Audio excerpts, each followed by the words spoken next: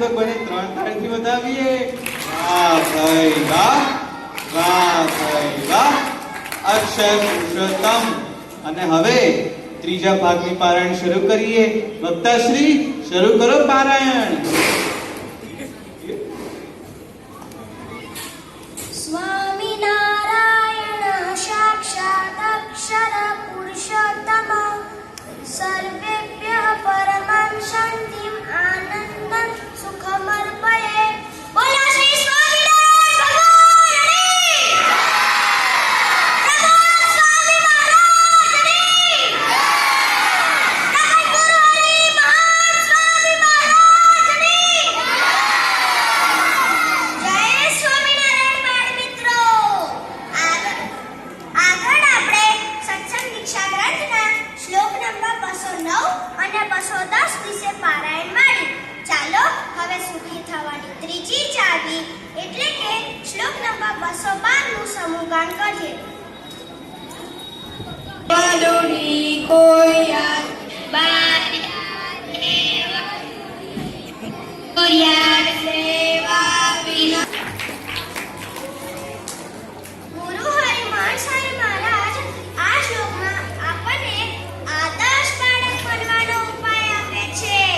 પહેલો ઉપાય એટલે કે સેવા. યોગીજી મહારાજ આ શ્લોક આ જ વાત એક સરસ મજાની બોધ વાર્તા દ્વારા કહેતા. ચાલો તે વાર્તા સંવાદ રૂપે માણીએ. પડી જશે હો. એ જાનમાં જામું ખાસું પીશું ને આરામ કરીશું ને આહાહાહા મોજ મોજ હો. કઈ કહેવાનું ના હોય.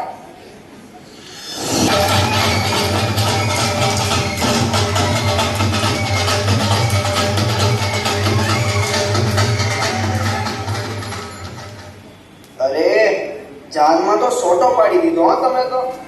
જોરદાર તૈયાર થયા છો ને કઈ મોટી ભાઈ. અલ્લા જાનમાં તૈયાર તો થવાનું જ હોય ને.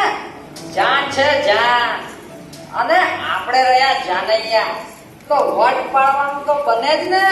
હું શું કહું છું ભાઈઓ, મને લાગે છે ત્યાં કામમાં થોડી જરૂર હશે.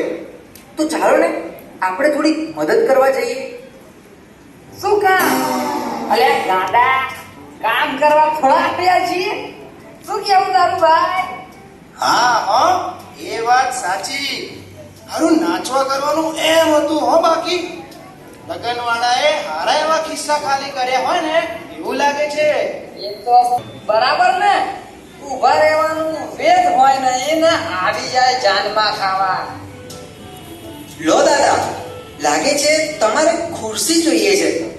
લો તમે બેસો. જમણવાર ચાલુ કરે એટલી જ વાર. અરે ભાઈઓ, જતા જતા મારા માટે કામ કરો ને. જરા 2-3 ગુલાબજાંબુ લેતા આવજો ને.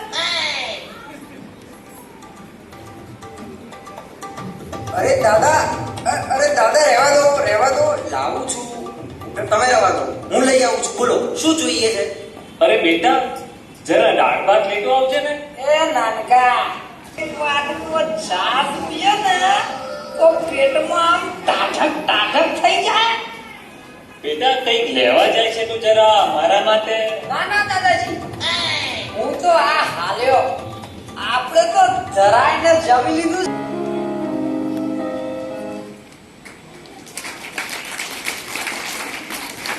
જોયું ને બાળ મિત્રો, જે ભાઈએ બધાની સેવા કરી તેની બધે વાવા થઈ અને બધા તેની પર રાજી થઈ ગયા. એટલે જ સ્વામી બાપા આપણને સેવા કરવાનું શીખવે છે. પણ સેવા કરવાની ક્યાં? છોટું ભાઈ મોટું ભાઈ, તમે સેવા કરો છો? અરે હા વક્તાજી, હું રોજ મમ્મીને હેલ્પ કરું છું અને હું પણ મારા ઘરમાં બહુ સેવા કરું છું. તો છોટું ભાઈ મોટું ભાઈ, આ બાળકોને પણ ઘરમાં કઈ કઈ સેવા કરવી તે સમજાવો ને. હા કઈ રીતે હા, આ બધા બાળકોને આપણે એક રમત દ્વારા સમજાવીએ. ગમત? મોટું મને પણ ગમત કરાય. અને આ ભાઈ ગમ્મત કોણ બોલ્યું? તમે બોલ્યા? વક્તાજી બોલ્યા? હું બોલ્યો? તો ગમ્મત કોણ બોલ્યું? ભાઈ રમત દ્વારા સમજાઈએ, રમત દ્વારા કરે છે. તો ચાલો આપણે છોટું એક્શન કરશે અને તમારે બધાએ એની એક્શન સમજવાની અને પછી આંગળી ઊંચી કરવાની. અને શેની સેવા હતી, કઈ સેવા હતી એ તમારે કેમ પરફેક્ટ પડી ગઈ ખબર? Very good. અવાજ નથી આવતો, પડી ગઈ ખબર? ચાલો એક્શન નંબર 1. બોલ બોલ. ઉભા રહો. અરે નહીં તો આંગળી ઊંચી કરી તો ભાઈ આંગળી ઊંચી કરી ભાઈ બોલવાનું નહીં. આ એક્શન કરવાનું. આંગળી ઊંચી કરી. નામ જતું રે. બોલો છોટુભાઈ, તમે જ બોલો. કોને બોલાવી? તમે બોલો. વાસણ ઘસવાની સેવા સાચો જવાબ છે. ઇનામ આપો. કાર્યકર ભાઈ ઇનામ પહોંચાડો. ચાલો હવે એક્શન નંબર 2. ઉભા રહો ભાઈ, બધા શાંતિથી બેસો. આપણે એક્શન જોવાની છે. ચાલો.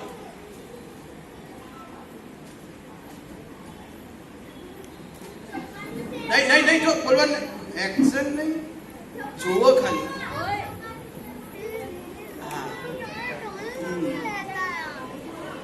જેને ખબર પડી જાય આંગળી ઊંચી કરો, બીજું કઈ નહીં. આંગળી ઊંચી કરો. તમે પૂછો. તમે બોલો. દોસ્તી, લાજ ધોવાનો ના. ચાલો મોટું બાળ, હવે તમે બોલાવો બાળક. હા ચલ શાંતિથી બેઠા એ લોકોને બોલાવાના. આંગળી ઊંચી કરે, કૂદકા મારથી નહીં બોલાવાના. કોણ છે શાંતિ? હા, સેકન્ડ લાઈન. દૂધ સાફ કરવાની સેવા સાચો જવાબ છે. ચાલો હવે એક્શન નંબર 3. માઈક લાવો. કોઈએ બોલવાની. આંગળી ઊંચી કરે ખાલી.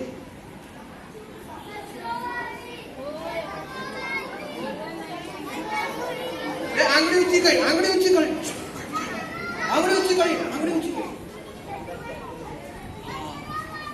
ચાલો નહીં જો આંગળી ઊંચી કરી. નામ તો તું શાંત માણસ. તમે બોલો.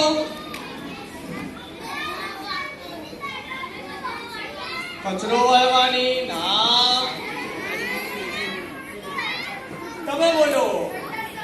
સંડાસ સાફ કરવાની સાચો જવાબ છે. બહુ સરસ. ઇનામ પહોંચાડો ભાઈ. વાહ. હવે બાળકો હવે લાઈનમાં પાછા બેસી તો જાઓ. સીધી લાઈન આજુબાજુ જુઓ ભાઈ. વાહ, જે બાળકો ઘરમાં સેવા કરતા જ હશે તેમને આ જવાબ આવડ્યા જ હશે. કારણ કે આપણે ઘરે મમ્મી પપ્પાને આપણે કામમાં મદદ કરવી જ જોઈએ. કારણ કે મા બાપને આપણા પર અનંત ઉપકાર છે. માતા પિતાએ આપણા માટે કેટલું દુઃખ વેઠીને આપણને રાજી કરેલા છે. ચાલો જોઈએ એક વિડિયો દ્વારા.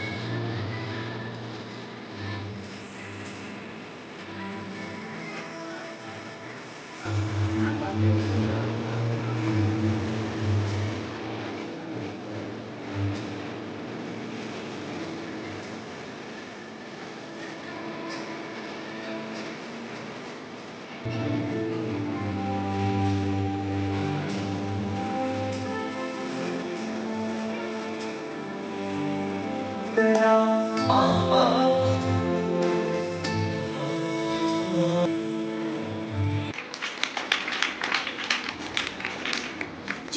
ને બાળ મિત્રો, મમ્મી પપ્પાએ આપણને કેટલા સાચવ્યા છે, તે માટે આપણા મમ્મી પપ્પાને આપણે થેન્ક યુ કહીશું. Mummy papa, thank you for everything. Mummy papa, thank you for everything. બાળ મિત્રો, આમ આપણા માતા પિતાને આપણે ક્યારેય ભૂલવા ન જોઈએ. તેમની સેવા કરવી જોઈએ, તેમની વાત માનવી જોઈએ. ચાલો, હું જેમ બોલું તેમ સૌ ચીલજો. માતા પિતાના છે ઉપકાર, રોજ કરું નમસ્કાર, આજ્ઞા પાડું સેવા કરું, રાજી કરીને આશીષ લઉં. આદર્શ બનવા માટે આપણામાં સેવા ઉપરાંત વાણી અને વર્તન સારા રાખવા પડે. એટલે કે આપણામાં વિનમ્રતાનો ગુણ લાવવો પડે. અલ્યા શું થયું છોટું? શું થયું? આ શું બોલે છે? પેલા આપણા વિનમ્રભાઈની આપણા પડોશી એમના ગુણ લેવાની વાત કરે છે. અરે એ વિનમ્રભાઈ તો આળસુ છે, તેમના તો કાંઈ ગુણ લેવાતા હોય. અલ્યા ભાઈ, અહીંયા વિનમ્ર ભાઈની વાત નથી ચાલતી. તો અહીંયા વિનમ્રતાનો ગુણની વાત ચાલે છે. એ ગુણ આપણામાં આવવો જોઈએ. તું પારાયણ ધ્યાનથી સાંભળ ભાઈ. ચાલ ચાલ. એ ભગવાન, મારું શું થશે? જો આપણે વાણી વિવેક ચૂકીએ તો કેવી દશા થાય છે. ચાલો એક વાર્તા દ્વારા સમજીએ. નથી, હવે થઈ જશો. હવે અત્યારે હું તમને વાત કરવાનો છું ને, એ તમારા જેવા નાના નાના બાળકોની છે. અને એ બાળક છે ને, એક નાના એવા ગામડા. યસ કે નો? ઓકે, ચલો મારી સાથે બોલ. હું બોલું પછી તમારે બોલવાનું. રેડી? વાણી તો એવી રાખીશ, વિનય ભરી મીઠી બાકીશ, ભૂંડી વાતો ગંદી ગાળ,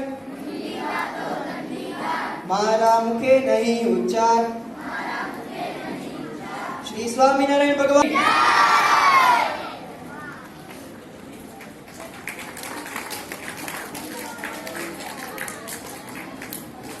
જોયું ને બાળ મિત્રો, આપણે ગમે તેમ બોલીએ, ગમે તેમ વર્તીએ તો કેવી ગડબડ થાય છે.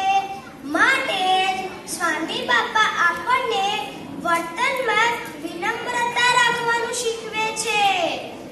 તો ચાલો બાળ મિત્રો, સ્વામી બાપાએ શ્લોક નંબર 211 માં કહેલી વાતને ફરી યાદ કરીએ.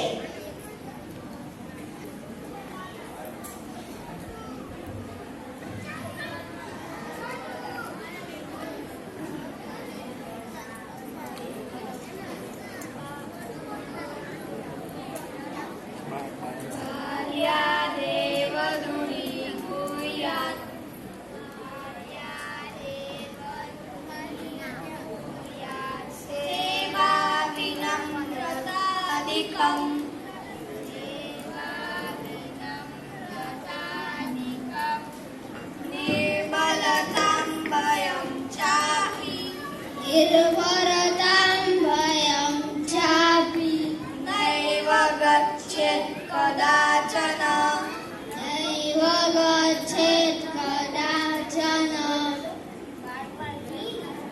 बाळपणની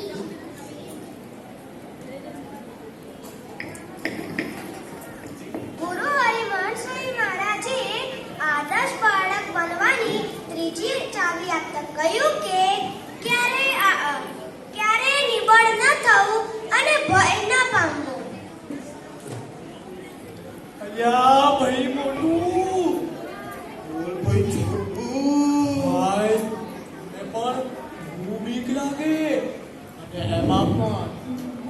તમારાથી તો બહુ બીક લાગે. મને પણ બહુ બીક લાગે. શેના? પેલું અહીંયા આમ ફરી જાય ને ઉંદર, પછી પેલું ઉપર ચડી જાય કરોડી, અને પેલું બાથરૂમમાં તો હોય જ કોણ? વંદો. હે? પંખો? અલ્યા, આની બીક. અલ્યા, પંખાથી તો બીવાતું હોય. આ જો આ બધા જ બાળકો આ પંખા નીચે મસ્ત હવા ખાય છે ને. અલ્યા, પંખાથી શું બીવાનું પડી? અલ્યા પંખો, બાળકો તમે બોલ્યા પંખો, વક્તાજી બોલ્યા, હું બોલ્યો, અલ્યા હું બોલ્યો વંદો. વંદાથી બીક લાગે છે. આજકાલ પારાયણમાં ધ્યાનથી સાંભળજે. હે ભગવાન, મારું શું થશે?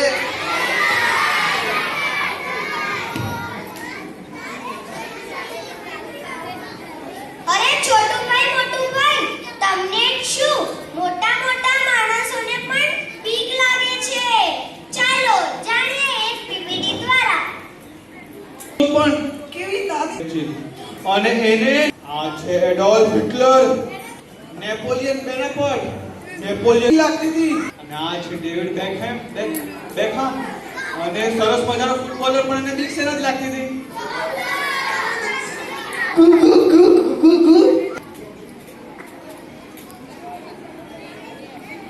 જોયું ને બાળ મિત્રો, મોટા લોકોને નાની વસ્તુથી ડર લાગે. આ ડરને દૂર કરવાનો ઉપાય શું? ચાલો તે માટેનો એક પ્રસંગ કહું. અરે ઓ છોટુભાઈ મોટુભાઈ, ધ્યાનથી સાંભળજો, પ્રશ્ન બી પૂછવામાં આવશે. અમેરિકામાં સમુદ્ર પર 3 કિલોમીટર લાંબો પુલ બંધાતો હતો. દુનિયાનો સૌથી લાંબો પુલ. પુલનું નામ એનું સાન ફ્રાન્સિસ્કો બ્રિજ. નીચે ઊંડો પરંતુ કામદારો નીચે જોવે તો નીચે ઊંડો દરિયો દેખાય. તેથી કામદારો ડરી જાય અને મૃત્યુ પામે. આમ 11 કામદારો મૃત્યુ પામ્યા. એટલે બીજા બધા જ કામદારો ડરી ગયા. આ બધાએ કામ કરવાની ના પાડી દીધી. પુલનું કામ બંધ પડી ગયું. પછી શું થયું? ચાલો સ્ક્રીન પર જોઈએ. આજે દુનિયાની એક સમયની અજાયબી સમાન ગોલ્ડન ગેટ બ્રિજની અનોખી વાત જાણીએ. આ છે અમેરિકાના સાન ફ્રાન્સિસ્કો શહેરનો ગોલ્ડન ગેટ બ્રિજ.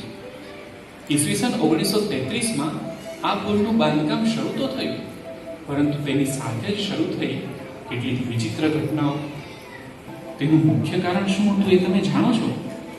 એ કારણ હતું કામદારોના મનમાં વ્યાપેલો ભય, ડર. હું કદાચ નીચે પડી જઈશ તો, હું મરી જઈશ તો. આવા ડરને કારણે જ આ કામદારોએ પોતાના જીવ ખોયા. અને આ ડર અન્ય કામદારોમાં પણ ફેલાયો, જેના કારણે પુલનું બાંધકામ લગભગ બંધ જ કરવામાં આવ્યું. અને આશ્ચર્ય, પુલનું બાંધકામ ફરી ઝડપી ગતિએ શરૂ થઈ ગયું. એનું કારણ એ હતું કે જાળી બંધાવાથી સૌને વિશ્વાસ આવી ગયો કે હવે કોઈ ચિંતા નથી. જો કદાચ પડી જઈશું તો આપણને ઝીલનાર કોઈક તો છે. હા, મને ઝીલનાર કોઈક છે. એવા એક વિશ્વાસને કારણે સૌનો ડર દૂર થઈ ગયો અને પુલનું બાંધકામ સમયસર પૂરું પણ થઈ ગયું. બાળ મિત્રો,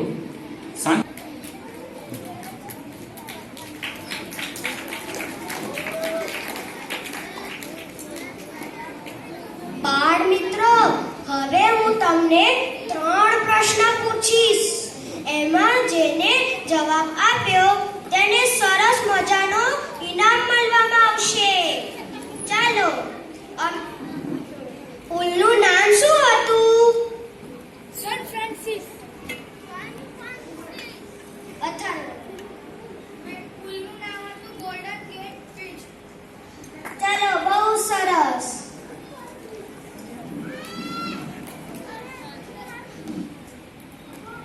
કેટલા કામદારો મૃત્યુ પામ્યા હતા?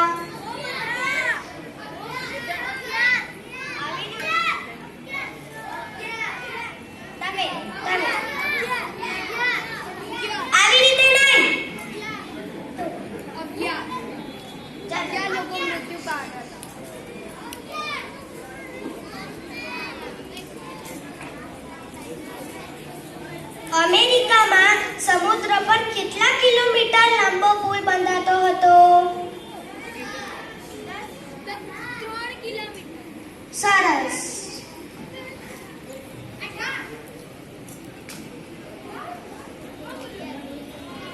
બાળ મિત્રો, એક જાળી લગાવવાથી બધાનો ડર દૂર થઈ ગયો, કારણ કે સૌને ખબર હતી કે નીચે પડીશું તો આપણને કંઈ નહીં થાય. બસ એ જ રીતે પણ કોઈ ડરને જીતવા આપણને જીવનારાની જરૂર પડે, કોઈ સહારાની જરૂર પડે. આપણને જીવનાર એ સહારો એટલે બીજું કોઈ નહીં પણ ભગવાન સ્વામિનારાયણ અને ગુરુ હરિમોહન સ્વામી મહારાજ. બાળ મિત્રો, આપણને જ્યારે પણ કોઈ ડર લાગે ત્યારે સ્વામિનારાયણ સ્વામિનારાયણ ધૂન કરીએ એટલે બધો ડર જતો રહે. તો ચાલો જાણીએ ડુંગર પ્રગટના પ્રસંગ દ્વારા.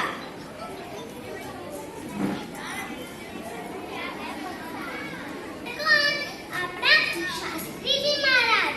એમના બાળપણનું નામ શું હતું? એમના બાળપણનું નામ હતું ડુંગર વગર. એક દિવસની વાત છે. ડુંગર વગર સૂતા હતા. અચાનક અડધી રાતે ઉઠી ગયા. એમને જોયું પિતાશ્રી નહોતા.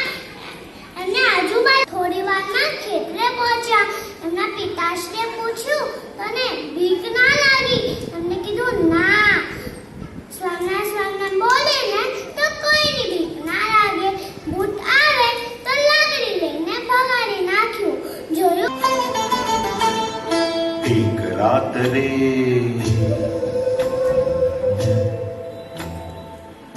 રાત રે બાળને મૂકી ખેતરમાં. એક રાત